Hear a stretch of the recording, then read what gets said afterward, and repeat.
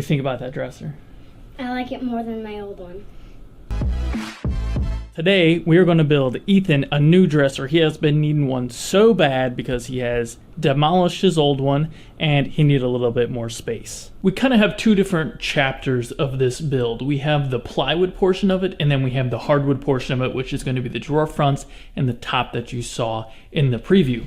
I got 3/4 inch plywood right here, and this is going to be for the entire carcass of the dresser. And I got 2 sheets of 1/2 inch plywood right there. Those are going to be for the drawers. And then tucked behind there somewhere is a 1/4 inch or less piece of hardboard, which will be the back of the carcass. I'm going to start by getting that 3/4 inch plywood up here using the table saw and the track saw, cut the size of the dividers and all that good stuff down. Then we'll do some edge banding and assemble that bad boy before we start cutting out the 1/2 inch plywood for the drawers, just in case we have a little bit of discrepancy that we need to take up in the drawer size.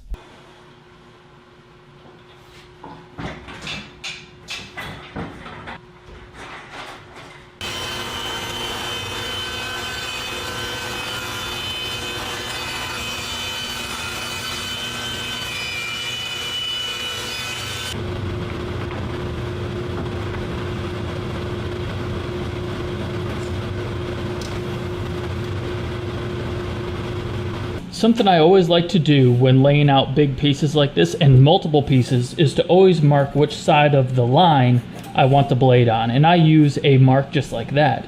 And this is so that when the width of the blade gets cut away, which in our case is going to be somewhere near 1/8 of an inch, we still have exactly the 42 inches we want on that side, and we don't forget and end up with 41 7/8 or so. So especially when you're laying out a bunch of pieces, this is always a good idea.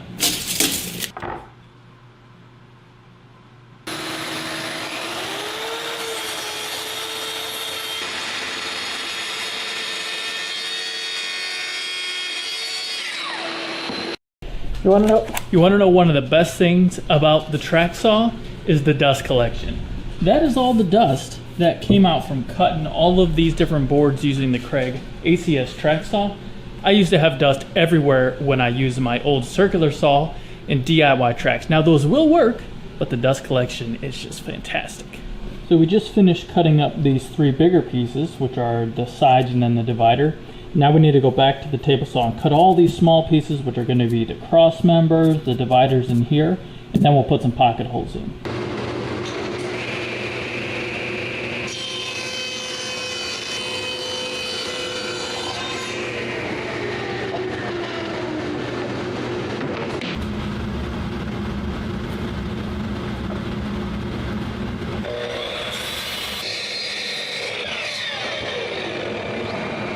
Trying to think of a decent way to consistently put these arches in. I have it shown here on the back, but I'm actually going to remove that, so that's just a straight board. But on the front here I want the arches, and same thing on the sides. What I've done is I have struck a line 2.5 inches up, which is the width of this board right here, and then measured 2.5 inches in and used this daisy lid, which worked out pretty well, to just arbitrarily put an arc there. It doesn't have to be anything fancy. But now I will go in and cut this on the bandsaw, clean it up, and then we can use this as a template so we can get consistent radiuses on these boards every time.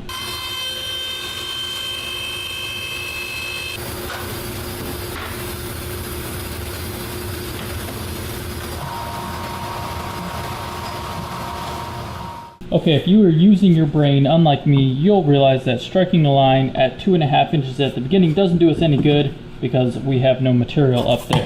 So I just struck a line again at 1.5 inches up, which will give us an inch of material at the top once we get the radius. And I made the radius the same, but now I'm going to go ahead and cut and sand this all over again.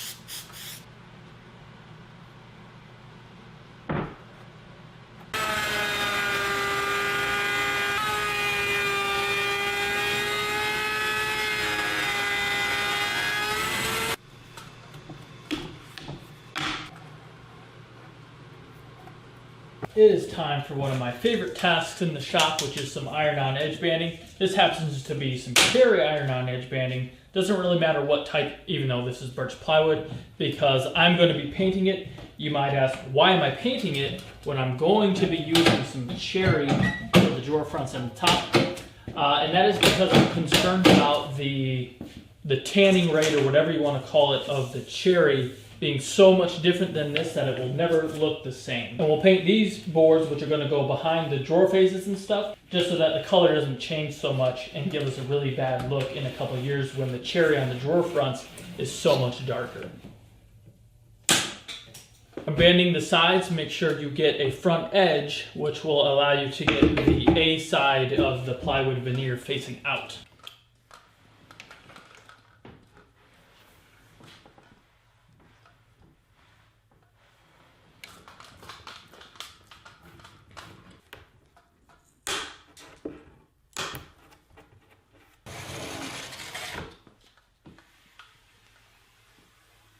We're going to use pocket holes to assemble this dresser. You could use a K5 like this. You can use something real inexpensive like this Craig R3 right here. Or you can use something even faster like this, Craig Foreman.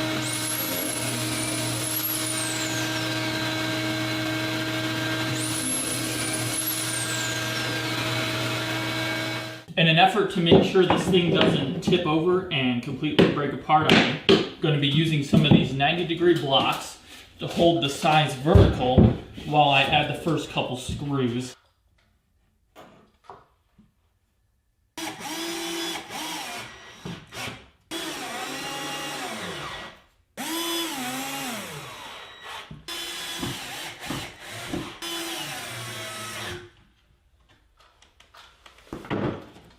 I cut this board to rough dimension, but not to final dimension until I had the carcass completely done. The reason for this is plywood isn't exactly 3/4 of an inch all the time, so I wanted to make sure I had this together and knew my exact measurements before cutting it down to the dimensions that I needed.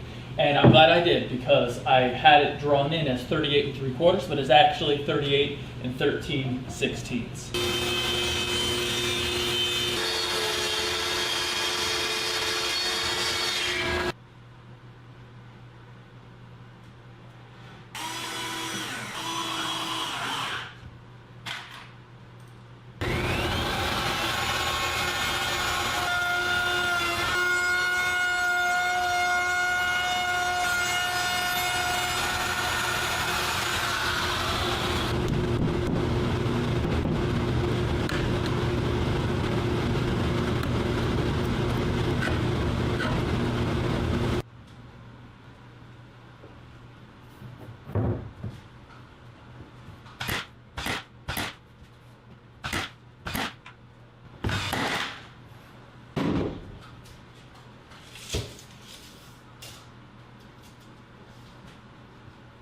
As you can see behind me, we have the carcass of the dresser done, and now we can get accurate measurements of the drawer openings. So now it is time to move on to breaking down the 1/2-inch plywood and putting all our drawers together based on those measurements, which should be pretty close to the plans, but you might have a 1/16 of an inch here and there that you need to take account for.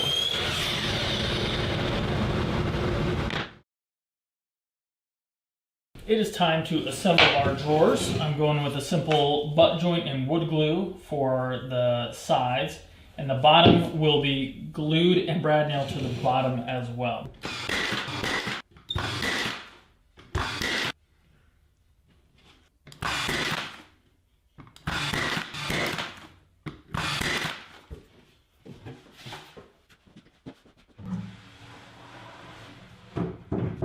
As you can see behind me there, the plywood portion of this build is complete-o, and it's time for the hardwood, and we're going to be doing cherry drawer fronts as well as a cherry top. I got 8-foot long sections here, and I need to glue things together to get the widths that I need for the drawer fronts as well as the top.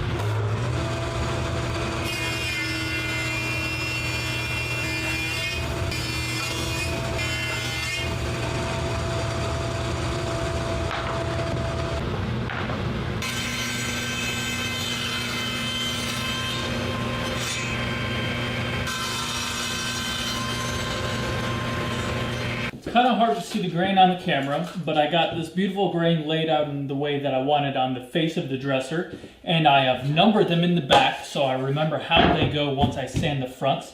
And I'm now going to take an 1/8 inch round over and put a round over on the outside edge of the visible face.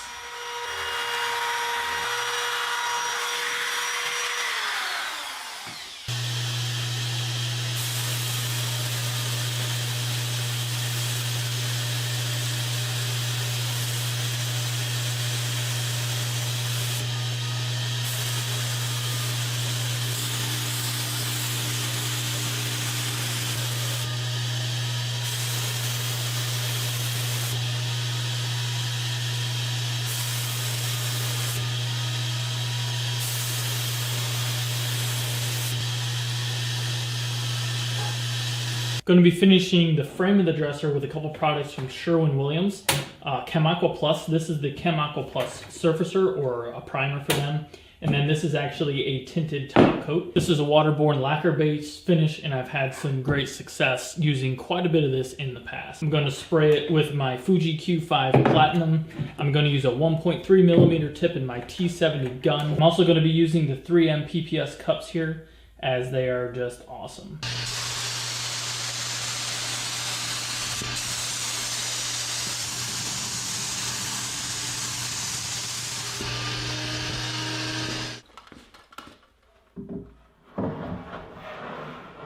It is time to add the top to this dresser, and the way I'm going to account for any wood movement in the solid cherry top is I'm going to drill holes through the rails right here, bigger than the size of the screw. So I'm going to use a 1 1/4 inch pocket screw with a washer on there. I'll drill a 1/4 inch hole here and then screw that in place, and that'll allow it to move around a little bit as needed. You could also use a table clip like this if you wanted to on the side right there, but I forgot to route the groove in there, so I'm gonna go with this method. Can't see you.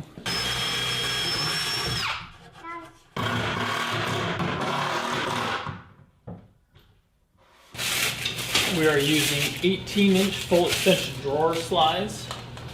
These bad boys. And I'm also going to be using Craig's drawer slide jig to put these in. It doesn't really matter where they go in here, so I'm just lining them right up to the bottom of each of these, and that'll give me even spacing throughout the entire dresser.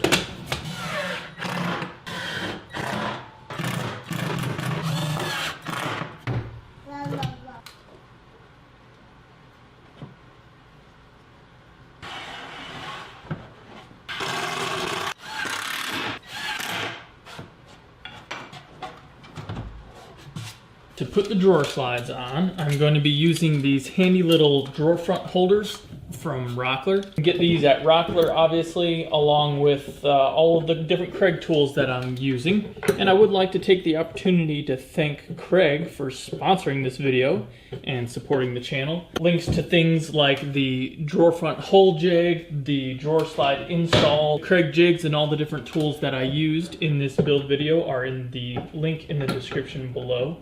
And a big thank you to Craig Tools for sponsoring the channel.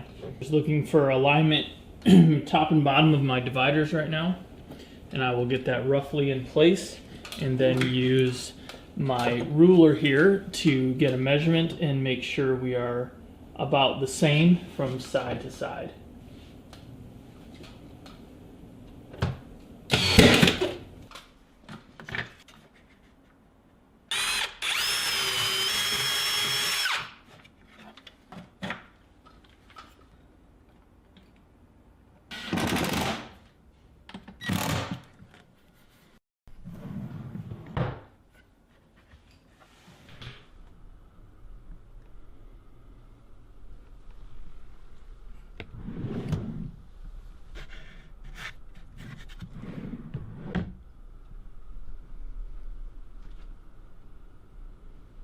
Well, that is a wrap right there on the dresser. Very, very happy with how it turned out. And this thing is going to last a long time compared to the flat pack stuff you can get at the store. Very pleased with the continuous grain across the drawer fronts. That is a nice touch that my woodworking friends will appreciate right there. And the combination of the lacquer and the cherry is very nice, and this will continue to get darker as time goes on. Lots more storage, and there are plans for you guys, linked to those down in the description below, if you would like to build this 8-drawer dresser. I hope this video helped some of you out, and if it did, please hammer that thumbs up button as it helps us out and gets this video in front of more eyes. I'm DIY Tyler, and you guys have a good one.